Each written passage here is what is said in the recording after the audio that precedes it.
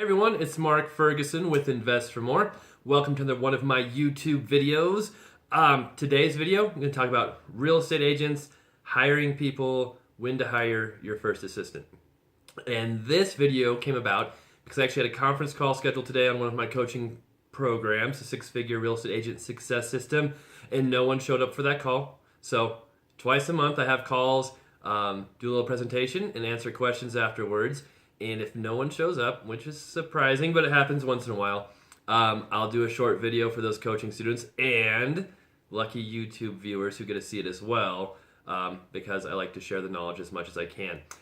If you're interested in those coaching programs, I have one for investors, for flippers, for agents. Send me an email, mark@investformore.com, or you can also check out my blog at investformore.com. The resources page has a lot of my books, articles, coaching programs, all kinds of good stuff on there. All right, so let's get started. Real estate agents, a lot of times they're thought of as just, individual workers. They do all the work, they show houses, they write contracts, they do all this stuff to get business. But there's a tremendous opportunity as a real estate agent to build a team, to build an actual business, not just be yourself working in it.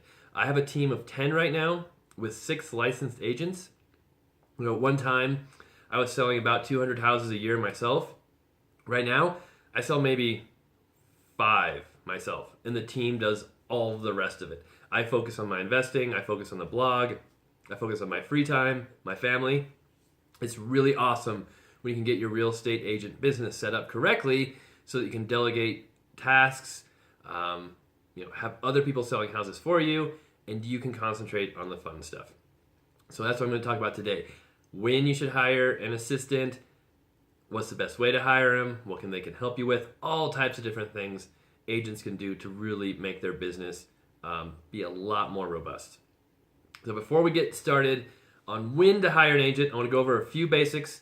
I do this a lot, but just want to make sure people know, exactly what to do as an agent to make money. Because if you're not making any money, you're not selling any houses, you don't want to hire an assistant. You really need money. You need to be somewhat busy to make it worthwhile. So having a database, probably the number one thing anybody can do as an agent. Even before you become an agent, create a database of past clients, of friends, of family, of people you know.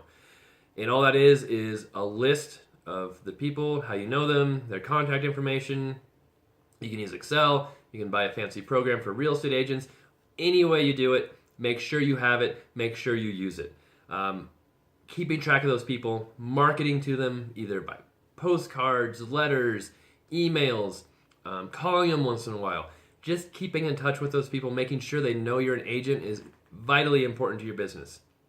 And it's not just them, but if they have friends or family who need a real estate agent and they remember you, you might get referrals from those people as well. And so just adding as many people as you can to that database, huge way to increase your business to sell houses. And you don't have to spend a ton of money marketing to them, sending a postcard once in a while, a quarterly newsletter, interesting things, sending them cool emails. Try not to overburden them with real estate stats and statistics. Once in a while that's fine, but just send them interesting stuff. Think of stuff you would want to see and that would be interesting to you, and it'd probably be interesting to other people. So make sure you work on your database. Another one is answering the phone, using your phone. Now, I am not good at answering my phone. I'll be the first to admit it. That's one reason why I have all my other agents sell houses now, and I don't do it much myself either. When I first started out, I did not like answering my phone. I did not do a good job of returning calls, and I wasn't that successful. You have to be good on the phone if you want to be a successful agent. Now, you don't have to be like this amazing speaker or anything. What I mean by good on the phone is, 1, you answer it whenever you can. 2, if you can't answer it, you return calls as quickly as possible. I don't care if you have any idea what you're talking about. If you can't talk to them for more than 5 minutes, just a simple act of returning a phone call or answering the phone will do wonders to your business. If someone calls and wants to look at a house, like, hey, I can't talk right now. I've got to run. I've got some other meetings, but I'll call you back as soon as I can. Or you return the call and say, hey, I'm really busy right now. I can't talk very long, but I just want to let you know I got your phone call. I'm working on it. I will get back to you. Makes a huge difference in your business because most agents won't do that. They won't call people back. They'll wait too long to call them back. And potential clients will just keep calling agents until they get a hold of someone. When they get a hold of someone, hey, there, that's the person I'm going to work with. It's that easy sometimes. So make sure you're answering your phone. Make sure you're returning calls. One of the agents on my team picked up a multi-million-dollar buyer because he returned the call like 5 minutes after he got it. And that buyer said, I called 4 or 5 other agents on Zillow. Nobody called me back. You're the first person to call me back. He is showing him $4 million houses right now. Cash purchase. So that doesn't happen every day. I wouldn't expect that to happen. But that agent does extremely well on my team because he's always answering his phone, always returning calls as fast as he can. He will jump out of our team meeting, no worries at all, right in the middle of it to answer his phone. I can't get mad at him because he does awesome, and he'll probably turn that person to a client. But he's so good on the phone. That's one reason why he's so successful. So, 1, database. 2, master the phone. You've got to be able to call people back, email them back. If people want to email you, that's fine, but get back to them right away. And then 3, you have to find clients somehow. You got to get people to call you, get people to add to your database. Open houses are great. You don't have to spend a lot of money to open houses, and you don't have to have your own listings. You can use other agents in your office, their listings. Even other agents in other offices sometimes will let agents hold open houses. Open houses are a great way to get your foot in the door, get people to add to your database, meet buyers, have potential clients. You can advertise on Craigslist for free for first-time home buyers, HUD homes. Look for sale by owner ads on Craigslist. There's so many ways you can advertise on there. Facebook, you can advertise on Facebook. You can do your personal page, make sure people know you're an agent. You don't have to bombard them with comments or posts every day, but once in a while let them know you're an agent, even if it's not directly. If you post something cool that happened to you as an agent. Creating your own Facebook business page is a really good idea. Then you can just market the crap out of it, not feel bad about it, because the people who like your page are there for a reason, and that's because you're a real estate agent and they want to know about the business. So there's lots of free ways to market. If you're not marketing yourself, you're just sitting at home doing nothing, and you're saying, oh, it's too expensive to be an agent, that's not true. You're just not trying hard enough. There's lots of free ways to do it. Lots of ways to get out there, get your name out in the area. Wear a name tag when you go out. Sure, it might be cheesy. I never did it.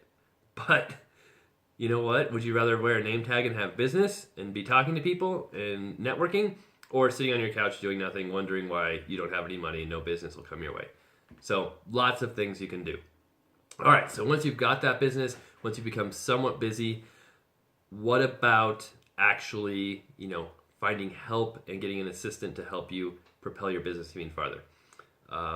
Having an assistant is awesome. I hired my first assistant part-time. She became full-time. She's still with me 6 years later. Does an amazing job, makes my life so much easier. It's awesome. You don't have to be super duper busy to hire an assistant. I always tell people the best time to hire an assistant is as soon as you can afford them, because they will make you so much more money by freeing up your time. As an agent, there's a lot of tasks you have to do. Contracts, talk to title companies, talk to lenders, market yourself, talk to other agents, keep track of your database. The more of those tasks that you don't like to do, that you can delegate to somebody else, the more you can focus on the things you really like doing, and that will make your business so much more successful because you're having fun, you want to do it, you want to be there, and someone else is doing that stuff that you keep putting off, that you leave for later, that you just don't want to do. Even though it can be expensive to hire an assistant, they will more than make up for it in the business they bring you, the money you make, by having that extra time. You don't have to hire someone full-time. You can hire someone part-time. You can hire a virtual assistant to run your database, to answer emails, to do whatever it is you want to do some marketing for you. Just make sure you're thinking about it as you grow your business. When can you hire someone? How soon can you do it? Because too many agents wait until they're so swamped and so busy that they simply have no time for anything, and they have to hire someone. And when you're that busy and you hire someone, you have no time to train them. And one of the most important things about hiring someone, even a virtual assistant, is training them what you want them to do, how you want them to do it. You can't hire someone, give them no training, and then get annoyed when they don't do their job right. You have to train them, and you have to have time to train them.